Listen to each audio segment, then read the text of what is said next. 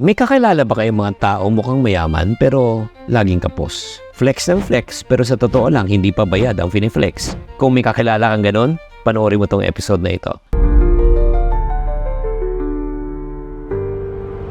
Chinky Tan, with over 6 million Facebook followers, 2.8 million YouTube subscribers, and 2.4 million TikTok fans, is now all out to share with you the most practical, simplest path to lasting wealth. Hi there, this is Chinky Tan, your pambansang wealth coach. Today, we're going to expose yung financial trap that many people are not aware of. It's called the flex life syndrome. Bibili sila ng mga bagay na gusto nila na kahit di nila afford kung utangin, di ba? Pero yun nga, travel pero naka-credit card, charges, di ba? Living for the likes, living for the show, at syempre masakit, ginagawa to kahit minsan hindi afford. But this topic is not just about flexing. It's about the hidden cost na hindi natin alam to yung parang nakikita lang natin maganda Instagrammable. Pero yung may hidden cost pagka sumobra ka sa paggastos na hindi mo naman kaya. Okay, let's talk about some case study. Number one, yung mindset na akala ko mayaman na ako alam mo, ito lang, I remember yung one time I was interviewing si James Deakin, isang tao na very real and very authentic and very wise pagdating sa pera. And he was honest enough about saying that he fell into the trap, the same trap, yung creating content to chase the like, views. And I looked back and I thought the penny that dropped was, you're doing so well financially, you're at the best you've ever done, but can you call yourself wealthy if you can't even afford your own voice? Wow. That hit me like a ton of bricks because it really, boom. Because I remember being trapped and I couldn't say this, I couldn't say that because I had so many sponsors that were like, wag mo banggain yan, don't go there.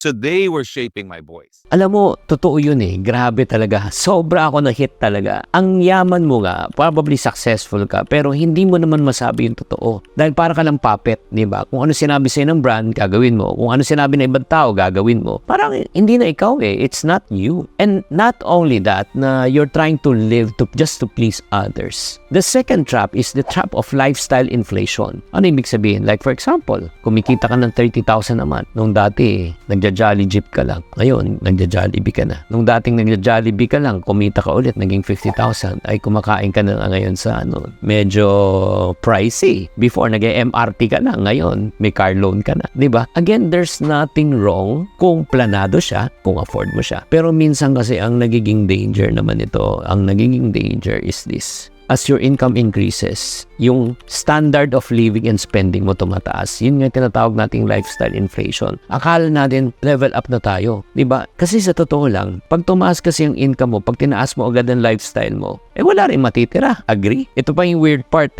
Noong nag-uumpisa ka maliit ang kita na pagkakasya, may sobra pa. Nung lumaki ng kita, nagkulang na nakautang pa. Di ba? Gusto mo bang mag-start ng negosyo pero natatakot ka? Good news! Stop guessing and start running your business with clarity. Get access to Negosyo GPT powered by my proven business frameworks. Kung gusto niyo makakuha ng access, alam niyo dapat niyo gawin? Click the link below or type Nego GPT. Kaya nga, it's very important that you have to check yourself. Afford mo ba talaga or pinipilit mo lang talaga? Lalo na kung bibili ka ng bahay at sasakyan, commitment yan, 5 years to 20 years yan. O real talk tayo Again, babalik naman ako in James. May sinabi si James na talagang that also caught my attention. He talked about something about the car. So can you please teach us again about how to purchase a car? When is the right time to purchase a car? What is the right car for a person to drive? Well, I first like to start with the correct framing of it because when people say, I'm looking to invest in a car, red flag now, wait, wrong move, invest, bad word.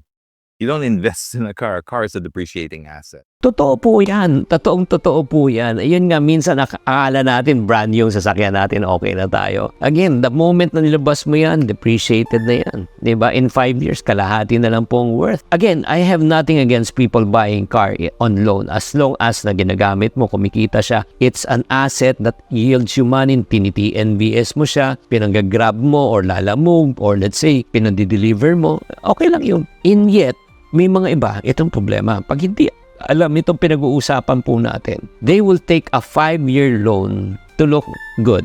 Pero sa totoo lang, 5 taong contract. 5 taon, lahat, majority ng kinikita mo napupunta lang sa pagbabayad ng utang mo. And not only that, yung 5-year na binayad mo sa sakyan, kunyari 1.4 after 5 years, baka na lang, 500,000 na lang yan. Laki ng depreciation, opo, kasi ang original price kasi ng sasakyan 1 million na cash, pero 50% depreciation is 500,000. Saan punta yung 400? Interest. Di ba pag nagbayad ka, di ba, wag inulugan mo yan, may interest yan, hindi na 1 million, 1 million pag cash eh. Nagigets nyo. Kaya nga, it's very important for you to really understand, mga kapatid. Walang problema na bumili, walang problema na mag-travel, walang problema na mag-upgrade na lifestyle as long as afford mo at di ka nagfe-flex. Here's the truth. Kung gusto mo talagang umanlad ang iyong buhay, you earn all you can, you save all you can, you invest all you can, and you protect all you can. Ulitin ko, earn all you can, save all you can, invest all you can, and protect all you can. That's the formula. That's flexing for me. Woo! Okay lang na kahit na luma ang gamit mo at luma ang damit mo, ang mahalaga may laman ang bulsa mo. Aadhin mo ang magandang bag mo na signature, wala naman laman ang bag mo. Mas maganda na luma ang bag mo pero ang daming laman ng bag mo. Yan ang pipiliin ko. So mga kapatid, ito yung tanong ko po sa inyo. Pag ikaw, nagkaroon ka ba ng pera, iniipon mo ba yan? Diba? Pinapalago mo ba yan? Pinoprotektahan mo ba yan? O ginagastos mo lang? So my question to you is this. Ano ang natutunan mo sa video na ito? If this video open your eyes, paki-comment na lang sa comment section, tama ka, Chinky. Tama ka, Chinky. And then if you like this video, please share this video with someone who needs a wake-up call na hindi mo kailangang mag-flex para patunayan mo na kaya mo. O mas maganda na, uulitin ko, wala kang fini-flex pero may laman ang bulsa mo. Tatandaan, tamang karunungan, tamang disiplina, ang susi sa pagyaman.